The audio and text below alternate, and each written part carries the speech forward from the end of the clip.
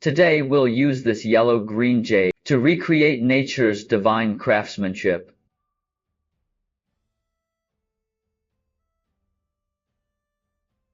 A symbol of prestige, yellow-green is essential. This jade piece with yellow and green seems to understand nature's voice. Yellow-green radiates splendor. Landscape embodies nobility. Yellow-green jade naturally symbolizes wealth. Paired with landscape design, how could it not represent prosperity?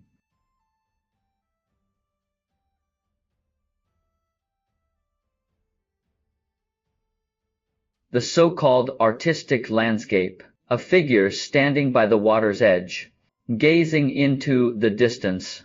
Mountains and waters form the scenery. It's the perfect fusion of human and nature that fills the landscape with artistic conception.